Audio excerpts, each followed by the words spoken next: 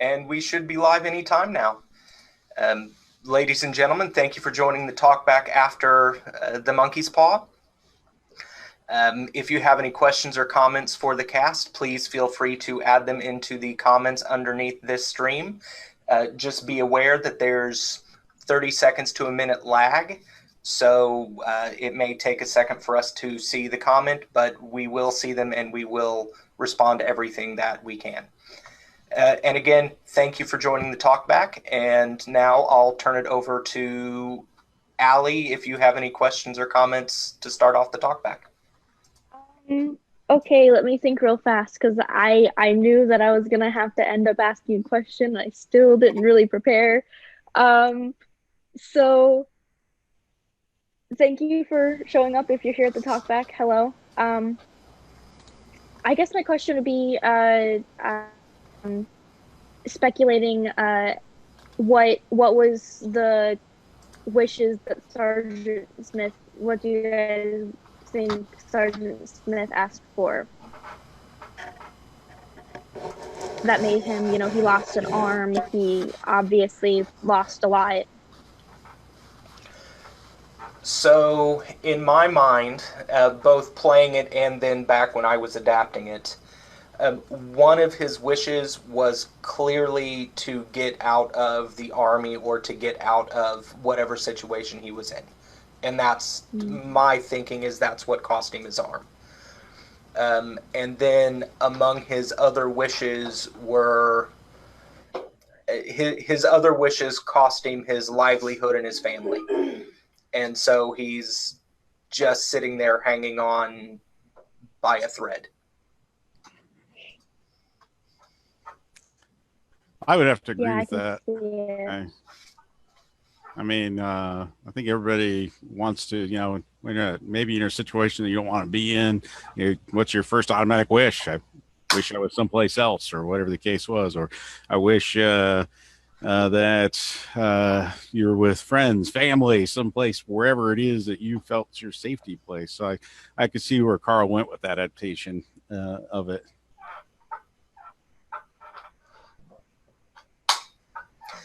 I do have to say something that I was thinking about today.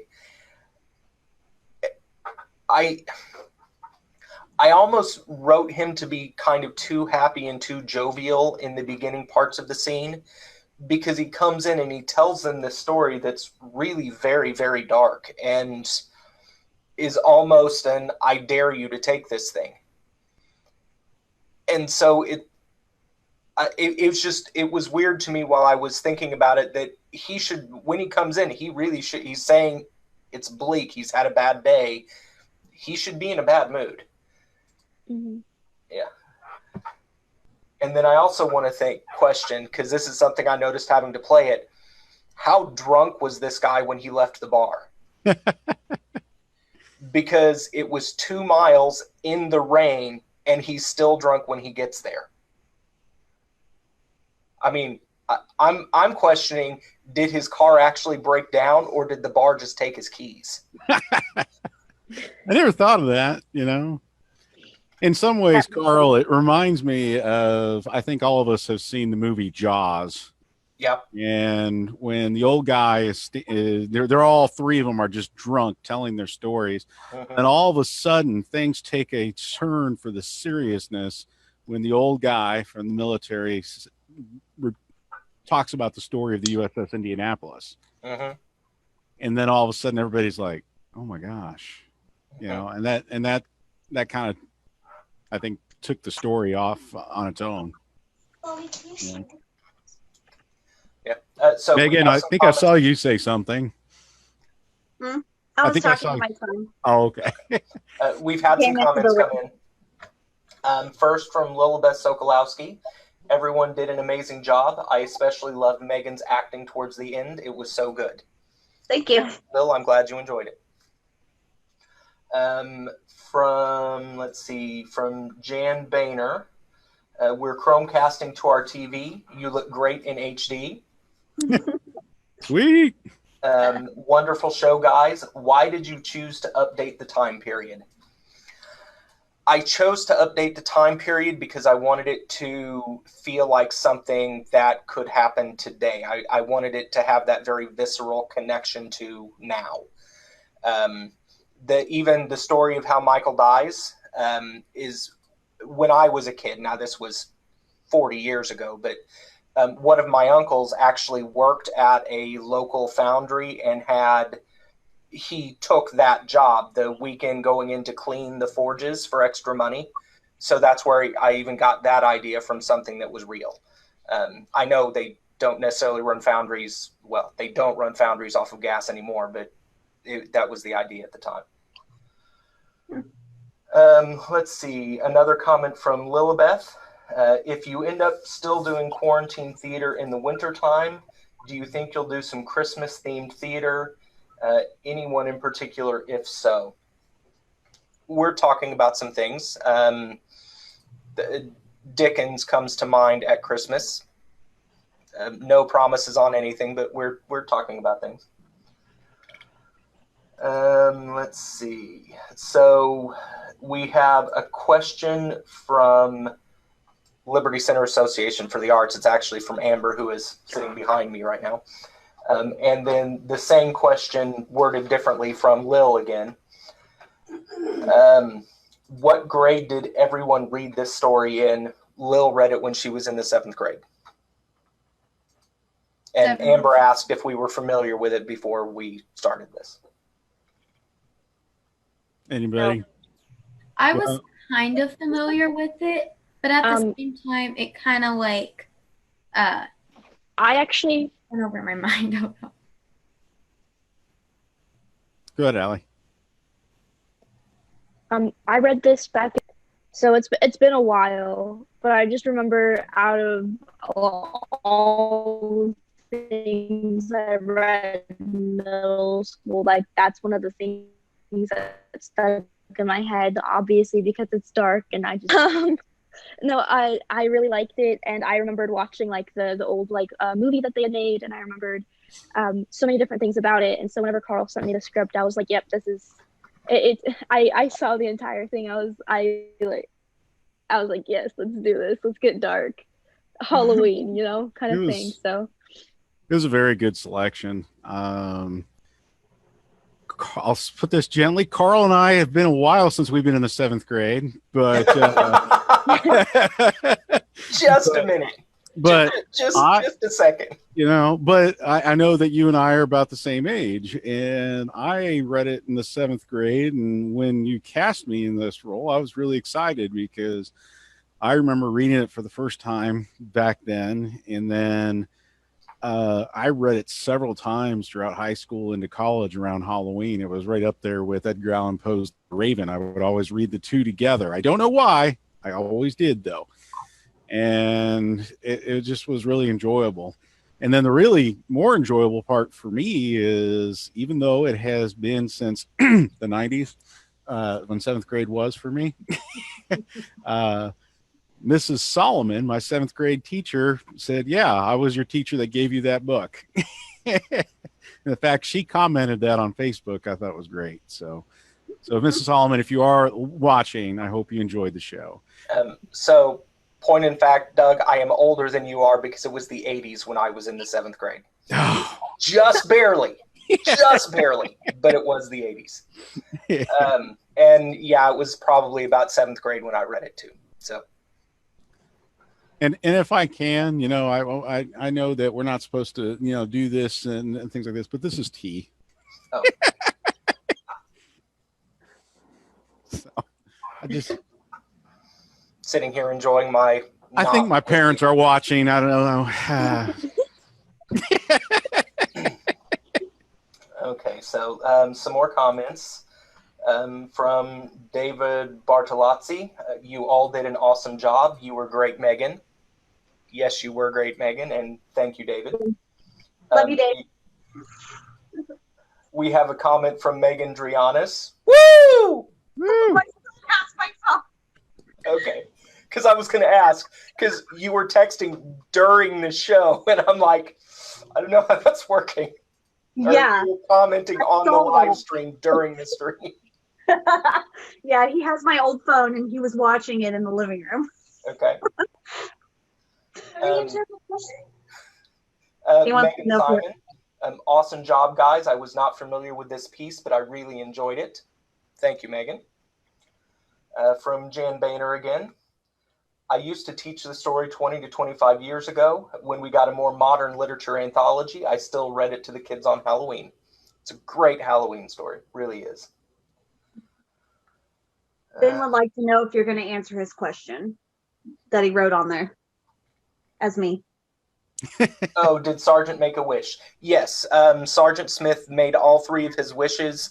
The only one that I really know what it was is that he wished to get out of the military, whether it was the actual fight that he was in or just out of the military, and that's how he lost his arm.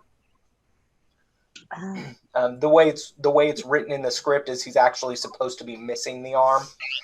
For this, we decided it would work better just to have it paralyzed, immobilized. So let's see, where was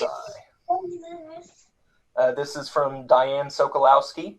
The story is really iconic and well known since The Simpsons did it during one of the Treehouse of Horror episodes, which I actually did not know that. That's good to know. So this is a comment from Liberty Center, but again, this is from Amber. Her parochial school did not teach this story. Diane Sokolowski is saying passing the paw and the cup of water was very seamless. Great job. Thank you. We tried really hard to make that look clean. So I appreciate that it worked. We actually had people have the same water cup. I know, and there's emojis. And then that's really dumb. Amber, Jan has responded. I know, I saw that. Yeah, so Lutherans and Catholics are very different. Yeah, Amber went to St. Paul's school when she was a kid, and that's, well, been a minute. Yes, it has. Lilibeth, I love how the cup was the same cup. We were all very excited to see that. So yes. Nudie.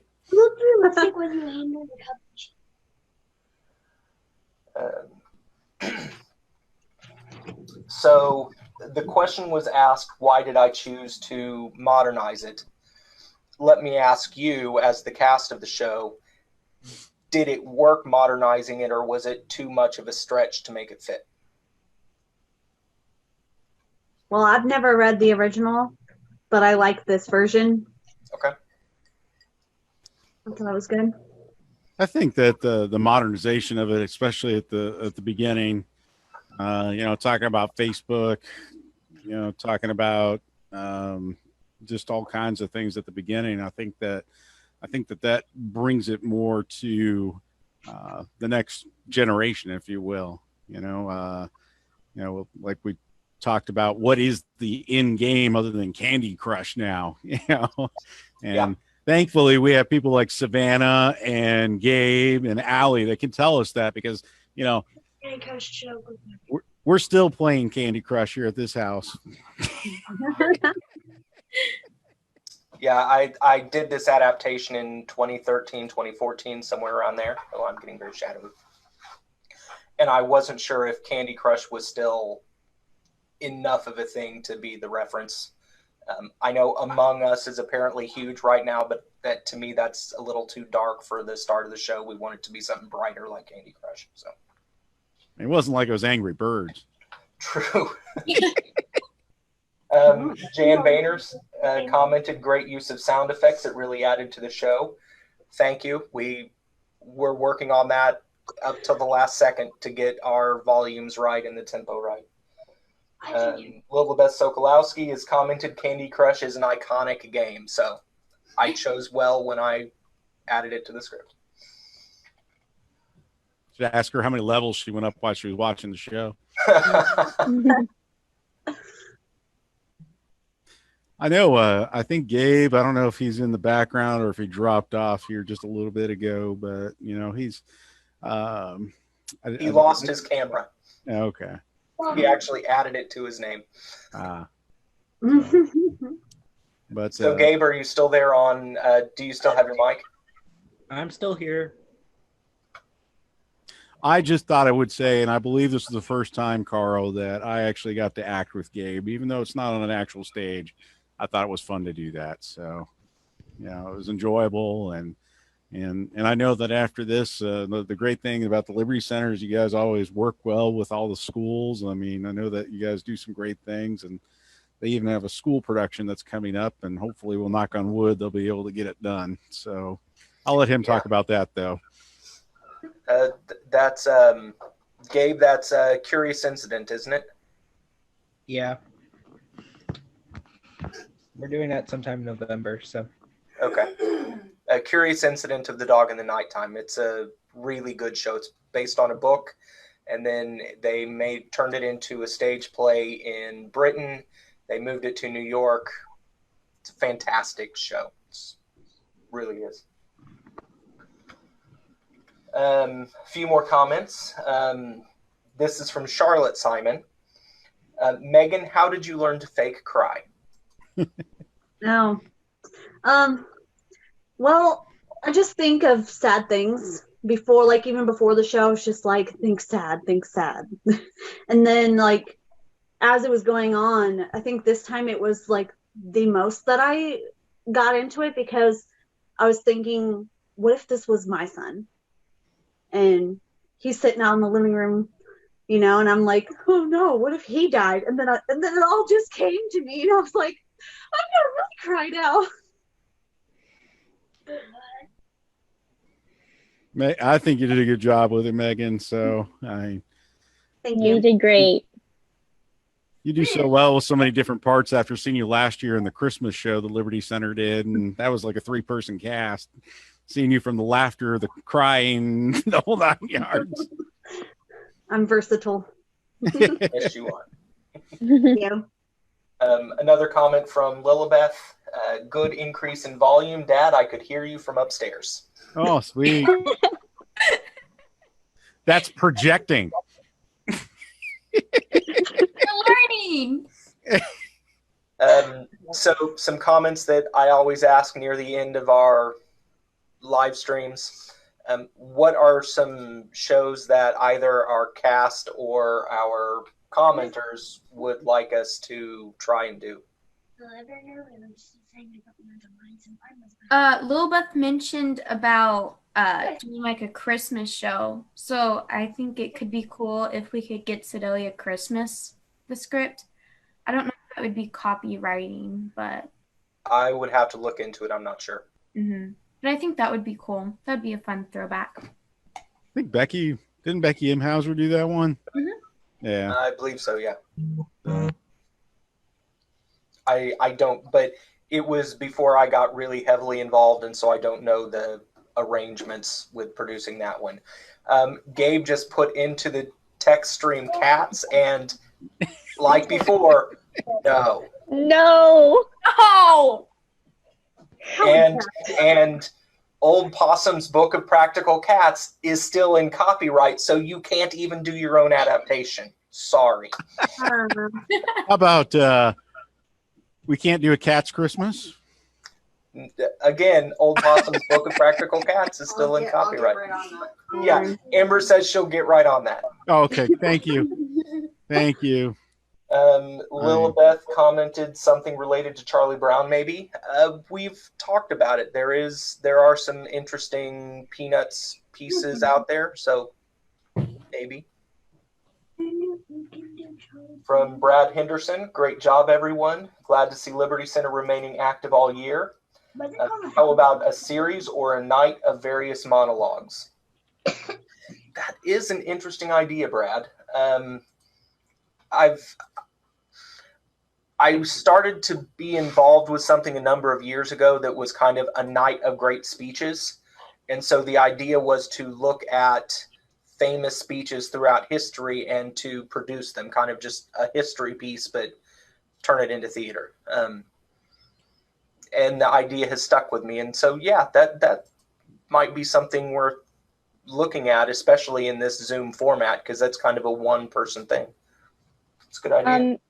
That would be interesting. My freshman year of high school, we did something. Well, actually, our spring plays at Cole Camp, we always did a night at my freshman year was a night of Shakespeare, and we all came in and we did a singular Shakespeare piece. I did one of Titania's. I didn't choose these pieces. My teacher chose them for me. So I did the piece that I'd actually auditioned for the class with. I did Helena's monologue from A Midsummer Night's Dream, and then I did Titania's monologue from A Midsummer Night's Dream. Okay. She really liked me for I really knew the show, so she liked me for the vocal parts. But it was really fun to do those kinds of things, to come in and see different pieces that varied in completely different ways. Because I mean, we did everything from the histories, the comedies, the tragedies. We did all of his different genres that he did, and it's one of my family, because they rate all of our plays. For some reason, Alice in Wonderland is their favorite, but A Night of Shakespeare is right below that, and so. I think it's one of those things you can take the different feels and emotions of it, and it kind of it makes for a really interesting and fun to watch piece, watching different people do different monologues of varying themes and morals and things like that. So I love that kind of stuff, actually, just a night of speeches or whatever. Okay.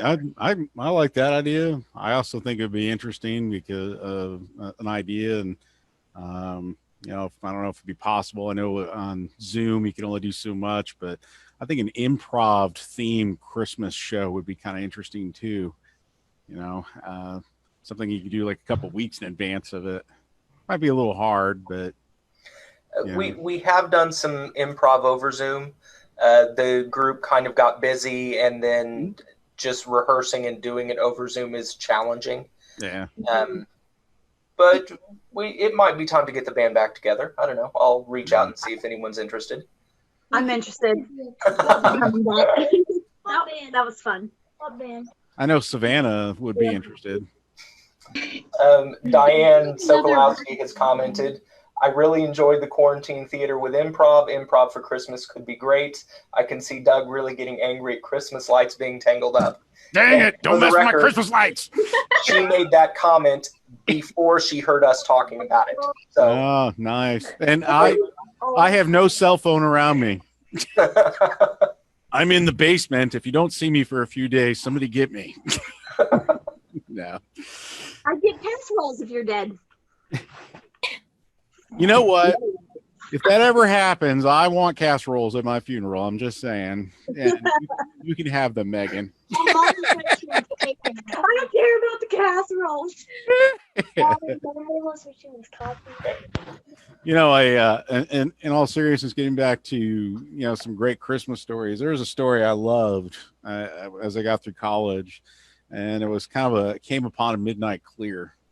And it's the story of it happened in World War I, where the English troops and the Germans, and the French too, I believe. French, yeah, here they are. They're killing each other. They are just obliterating them. So, they're just at war.